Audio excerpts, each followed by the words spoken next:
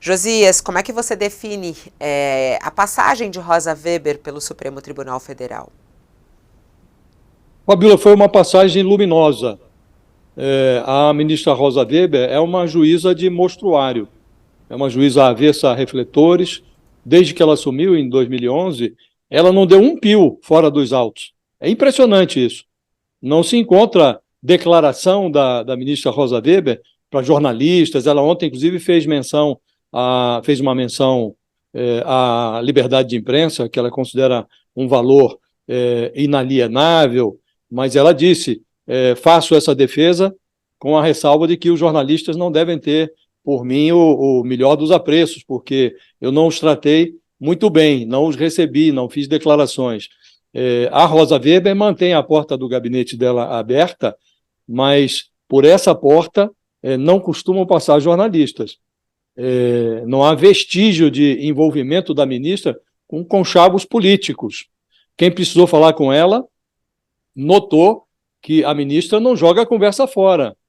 Ela mede as palavras, ela é muito criteriosa nas audiências que concede, veio da Justiça do Trabalho, dava-se muito pouco por ela quando ela chegou ao Supremo, mas o Supremo talvez não estivesse apanhando tanto quanto apanha hoje se o estilo da ministra Rosa Weber fosse seguido pela maioria dos seus pares. Ela privilegia o colegiado e não as decisões individuais. Ela vota com muito método. Se o Supremo formou uma jurisprudência num sentido a ministra Rosa adota essa decisão A, mesmo que ela prefira uma fórmula B. Então, esse deveria ser o sentido do Supremo Tribunal Federal. As decisões deveriam ser colegiadas. Essas decisões colegiadas deveriam ser mais valorizadas do que essas tomadas monocraticamente, decisões individuais. Numa época em que a Procuradoria-Geral da República, Fabíola, se confundiu com a Advocacia Geral da União, o Augusto Aras defendia mais os interesses do então presidente Bolsonaro do que os interesses da sociedade. Nesse instante, a Rosa Weber deu uma lição ao antiprocurador Aras, quando ele tentou retardar um inquérito sobre o argumento de que era necessário aguardar por uma CPI que funcionava na época, de CPI da Covid. A Rosa Weber escreveu num despacho que no desenho das atribuições do Ministério Público não se vislumbra o papel de espectador geral. Então, ela como que intimou o Augusto Aras a tomar providência, nem que fosse o arquivamento dos pedidos de inquérito.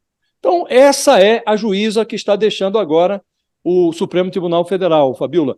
Antes de sair, ela abriu os gavetões de assuntos pendentes, colocou para julgar temas que togas masculinas não tiveram a coragem de enfrentar, rompeu hipocrisias, provocou ali incompreensões, mas fez a obrigação dela, porque não cabe ao Tribunal Superior Eleitoral, ao Supremo Tribunal Federal, senão decidir as questões que lhe são levadas. Não cabe administrar gavetas, é preciso deliberar. Então, ela enfrentou essa disfuncionalidade e, de outra parte, ela introduziu novidades muito benfazejas. Por exemplo, limitou o pedido de vista procrastinatório.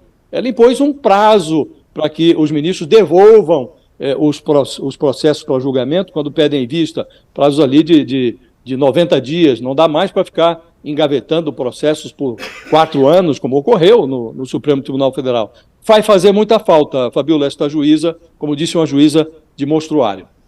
Bom, e vem aí Luiz Roberto Barroso, que toma posse hoje como presidente do Supremo Tribunal Federal. Queria ouvir o professor rapidamente sobre essa questão da passagem de Rosa Weber e a chegada de Barroso, a sua expectativa para a presidência de Barroso no Supremo, professor Gustavo. Eu creio que o ministro Barroso, um grande professor de direito constitucional aqui do meu estado, titular da Universidade do Estado do Rio de Janeiro, um estudioso do direito constitucional, um pensador do direito constitucional e da política, ele tem todos os atributos para ser um grande presidente do Supremo Tribunal Federal, Fabíola. Eu creio que, conforme comentava agora o Josias, ele tem um perfil muito diferente, eu diria quase que antitético ao perfil da ministra Rosa Weber.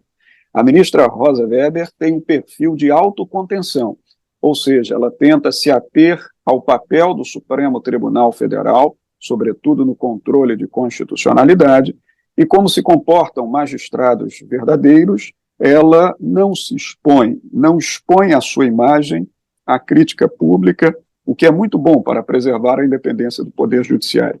O ministro Barroso tem um perfil muito diferente. Na sua história no Supremo Tribunal Federal, iniciada no ano de 2013, ele está há 10 anos na corte, ele adotou posturas, muitas vezes posturas por muitos consideradas ativistas, ou seja, aquela postura judicial que sai dos muros da corte, avança sobre outros territórios da seara pública, do debate público, e muitas vezes acaba exercendo competências dentro do Supremo Tribunal Federal que nem sempre são competências da Suprema Corte. Isso gerou críticas muito fortes sobre o ministro Barroso. Todavia, para concluir, Fabiola, me parece que ele se deu conta de que nesse trajeto dos 10 anos ele foi muito acusado de ser um juiz legislador, muitas vezes de forma injusta, algumas vezes de forma justa. Então, pela experiência que ele adquiriu nesse decênio de judicatura na Suprema Corte do Brasil, talvez agora, na qualidade de presidente do Supremo Tribunal Federal, o que faz que ele seja mais do que presidente de um tribunal. Ele será o chefe do poder judiciário da nação brasileira. Aquilo que lá nos Estados Unidos da América se chama de Chief Justice, o chefe da justiça.